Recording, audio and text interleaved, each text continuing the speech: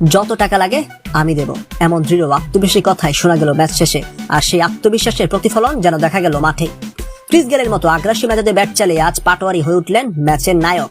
নিউজিল্যান্ডের মাটিতে নয়, নিজের ঘরের মাঠে চট্টগ্রামে আবারও প্রমাণ করলো বাংলাদেশ বড় দলের বিপক্ষে তারা কখনো ভয় পায় না, বরং চাপের মুহূর্তে জ্বলে ওঠে টাইগাররা।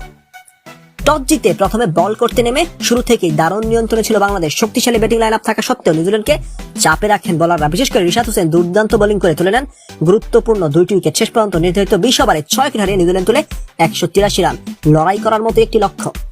জবাবে ব্যাট করতে নেমে শুরুটা মন্দ হয়নি বাংলাদেশের। ওপেনিং জুটিতে সাইফ হাসান ও তামিম ভালো সূচনা দিলেও দ্রুত দুজন ফিরে গেলে চাপ তৈরি হয়। এরপর লিটন দাস ও তহিদ হৃদয় জুটি করার চেষ্টা করে। লিটনের বিদায় ম্যাচ আবারও অনিশ্চয়তায় পড়ে।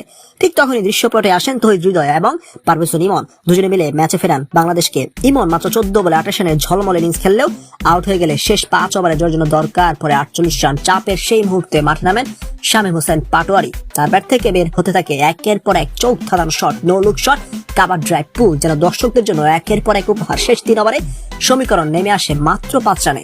অবশেষে হৃদয় ও পাটোয়ারি দুর্দান্ত ব্যাটিং এ বড় শক্তিশালী দল নিউজিল্যান্ডকে হারিয়ে উচ্ছ্বাসে ফেটে পড়ে পুরো বাংলাদেশ। ম্যাচ শেষে তামিম ইকবাল বলেন, বাংলাদেশ শুধু জিতুক, দলের উন্নতির জন্য যত টাকা দরকার আমি দিতে প্রস্তুত। এই জয় শুধু একটি ম্যাচের জন্য, এটি আত্মবিশ্বাসের জয়, সাহসের জয় এবং নতুন বাংলাদেশের প্রতিচ্ছবি।